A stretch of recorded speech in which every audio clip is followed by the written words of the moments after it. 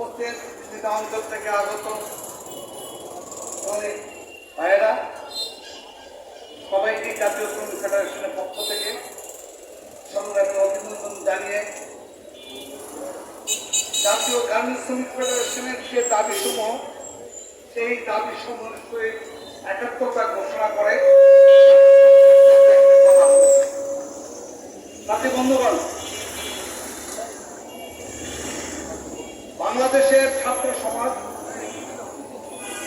বৈষম্যহীন একটা ব্যবস্থা কায়েম করার জন্য যৌক্তিক যে আন্দোলন, সে আন্দোলনের সফলতাকে ধরে রাখার, কার্যকর করার, বাস্তবায়িত করার কাজটা এখন আমাদের হাতে।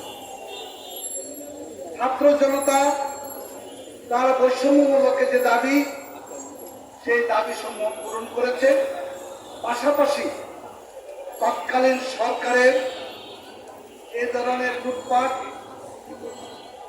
অনৈতিক সিন্ডিকেট, অর্থ পাচার, তার বিরুদ্ধে ছাত্র জনতার বৈষম্যমূলক আন্দোলনকে এক দফা দাবিতে রূপান্তরিত করে তৎকালীন সরকারকে বাধ্য করতে, পদত্যাগ করতে এবং পালিয়ে দিয়ে।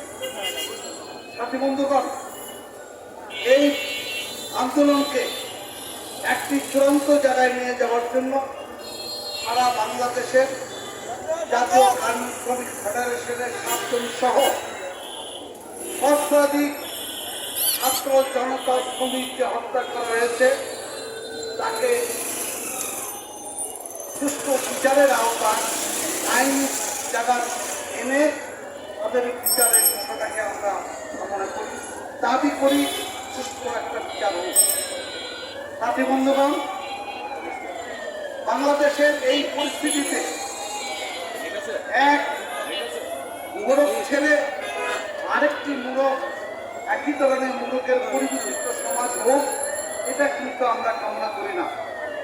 আমরা তৎকালীন সরকারের দুর্নীতি, ঘুষ, অর্থ পাচার, লুটপাট, সিন্ডিকেটের মাধ্যমে বাংলাদেশের প্রত্যেকটা দ্রব্যকে নিয়ন্ত্রণ করা, মূল্য বৃদ্ধি করা, মানুষকে জীবনযাপনের নাবিশ্বাসের যে রূপান্তরিত করার জন্য ষড়যন্ত্র, তার বিপরীতে যদি সেই এত বড় একটা বিজয়ের পরও আলাদা মোড়কে যদি ওই চর্চাগুলি বাস্তবিক হয়, এই চর্চাগুলি যদি আবার বলবৎ থাকে, তাহলে কিন্তু আমাদের এই রক্ত, ছাত্র, যুবক, জনতা এবং আমার শ্রমিক ভাইদের রক্ত কিন্তু বৃথা যাবে।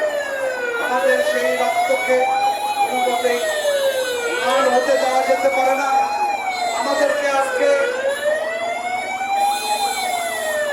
এই শহীদের রক্তের বিনিময়ে যে অর্জন, সে অর্জনকে আমাদেরকে উদ্ধার করতে হবে।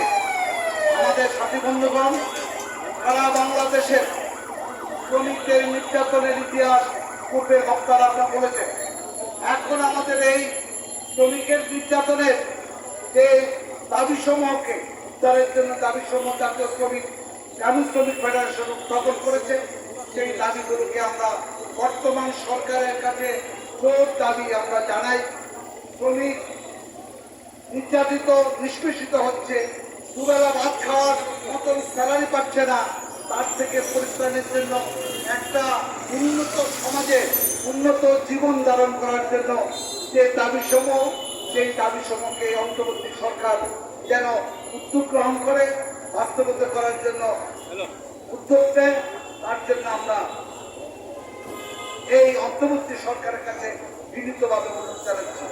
আমরা জানি দেশের এই অবস্থা, বিধ্বস্ত অবস্থা, দেশকে পুনর্নির্মাণ করার জন্য সময়ের প্রয়োজন, কিন্তু সময়ের ক্ষেত্রে আবার যে নতুন মোড়কের লুটপাট, সিন্ডিকেট, টাকা দখল, কাঠ দখল, বাজার দখল, এই চর্চা শুরু হয়ে গেছে, সেই চর্চাকে আগে প্রতিরোধ করতে হবে। এই চর্চা যদি আমরা প্রতিরোধ না করতে পারি, সেই স্বৈর সরকার হিসাবে আমরা আখ্যায়িত করে সরকারকে উৎখাত করেছি, আমাদের এই সরকারও সেই দুর্নীতিগুলো, সেই সিন্ডিকেটগুলোকে, সেই লুটপাটকারীদেরকে, দখলদারীদেরকে যদি আবার পুনর্বাসনই করি, তাহলে কিন্তু আমাদের এই রক্তদান কিংবা আমাদের শ্রমিকের রক্ত, ছাত্রের রক্ত এবং মেহনতি মানুষের রক্তকে ম্লান হয়ে যাবে। আমরা আশা করি আমরা সবাই তাকে প্রতিরোধ করার জন্য আমরা ঐক্যবদ্ধ থাকবো। আমরা যেখানে সমস্যা সেখানে আমরা থাকবো, যেখানে লুটপাট সেখানে আমরা প্রতিরোধ করব, যেখানে সিন্ডিকেট সেখানে আমরা প্রতিরোধ করব। এই ধরনের প্রতিজ্ঞা অঙ্গীকার নিয়েই আমাদের কিন্তু আজকে মাঠে থাকতে হবে। সংগ্রামী সাথী বন্ধুগণ, সবাইকে এই ঐক্যবদ্ধ থেকে সবকিছুর বিপরীত মোকাবেলা করার জন্য অনুরোধ জানিয়ে সবাইকে আবারও ধন্যবাদ জানিয়ে আমার বক্তব্য শেষ করছি। দুনিয়ার মধ্যে এখন ধন্যবাদ আজকে প্রধান অতিথি এবং আমাদের জাতীয় শ্রমিক ফেডারেশনের কেন্দ্রীয় কমিটির সহসভাপতি কমরেড হিমাংশু সাহা উপস্থিত, তার বক্তৃতা এবং তার এই মূল্যবান বক্তৃতাদের জন্য আমাদের সংগঠনের পক্ষ থেকে তাকে ধন্যবাদ জানাই। সংগ্রামী সাথীগণ, বন্ধুগণ, আপনারা জানেন যে বাংলাদেশ দ্বিতীয়বারের মতো স্বাধীন হয়েছে। আজকে যে স্বাধীনতার বাতাস প্রবাহিত হচ্ছে, কিন্তু সেই বাতাস বইতে শুরু করেছে উল্টা ভাবে। আজকে সেই বাতাস যদি সুষ্ঠুভাবে বহে, তাইলে আমাদের যেই সন্তানেরা, ভাইয়েরা, বোনেরা, অর্থাৎ ছাত্র সমাজ যে রক্ত দিয়েছে, কৃষক যে রক্ত দিয়েছে, সাধারণ মানুষ যে রক্ত দিয়েছে, শ্রমজীবী গার্মেন্টস শ্রমিকরা যে রক্ত দিয়েছে, জীবন দিয়েছে, তাদের রক্ত ম্লান হবে না। যেমন বাংলাদেশের যে আইন, সেই আইন পরিবর্তন করতে হবে।